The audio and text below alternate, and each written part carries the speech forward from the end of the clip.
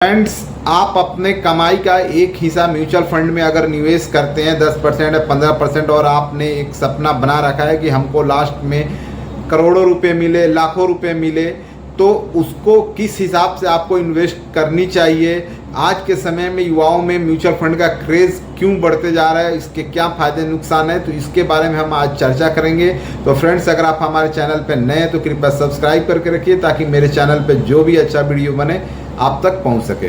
Friends, जैसा कि आप जान रहे हैं कि आज के समय में म्यूचुअल फंड का क्रेज़ बहुत ज़्यादा बढ़ रहा है। लोग म्यूचुअल फंड में अपने कमाई का पैसा एक लगाते जा रहे हैं। म्यूचुअल फंड में पैसे लगाने का एक फ़ायदा ये होता है कि आपको ट्रेडिंग का, इक्विटी का उतना ज़्यादा ध्यान नहीं रखना पड़ता है कि मार्केट में क्या चल रहा है क्या नहीं चल रहा है।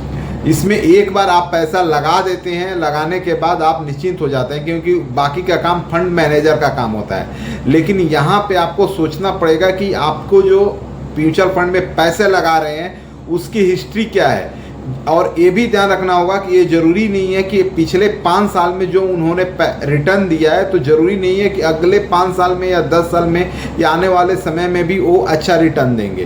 तो इस बातों पे आपको पूरा अच्छा तरह से ध्यान देना पड़ेगा। उस फंड मैनेजर की पूरी हिस्ट्री देखनी पड़ेगी, फंड हाउस की पूरी हिस्ट्री देखनी पड़ेगी। फ्रेंड्स, आज के समय में लोग इंश्योरेंस जैसे LIC हो गया, अगर आप चाहे तो आप अपने कुछ पैसे को LIC की तरह भी इन्वेस्ट कर सकते हैं। एक बात ध्यान रखें कि कोई भी इन्वेस्टमेंट जो होता है वो आपका पर्सनल चॉइस होता है। आप कोई भी इन्वेस्टमेंट करने से पहले आप अपने फाइनेंशियल एडवाइज़र से राय जरूर ले लें। कोई भी अगर एनालिसिस करके बोल रहा है कि आप इस फंड में निवेश करें, आपको नहीं करनी चाहिए, क्योंकि ये जो पूरी इन्वेस्टमेंट होती है वो आपका रिस्क पे है। पैसे आपके हैं तो आपके रिस्क पे है।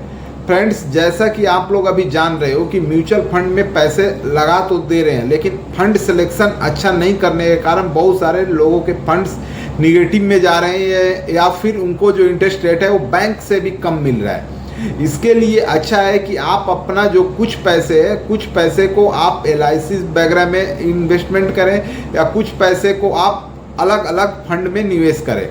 दूसरी बात, लमसम से ज़्यादा, मेरे हिसाब से लमसम से ज़्यादा बचनी चाहिए। एक बार जो म्यूचुअल फंड में निवेश कर देते हैं उससे लॉस क्या होता है कि मान लीजिए कि अभी आपने 10 रुपये के 90 प्राइस पे ख़रीदा, कल को अगर उसका प्राइस कम हो रहा है तो आपके तो माइनस में चले जाएंगे या आपको रिटर्न कम मिलेगा।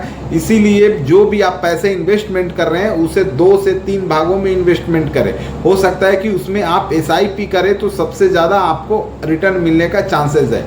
मेन जो है फंड जो सिलेक्शन है, वो फंड सिलेक्शन आपका मजबूत होनी चाहिए।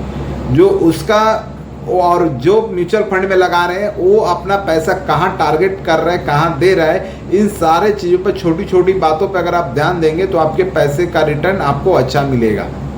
फ्रेंड्स, अगले वीडियो में फिर हम मिलते हैं कुछ नए टॉपिक के साथ। तब तक प्लीज़ मेरे चैनल सब्सक्राइब कीजिए। Thank you.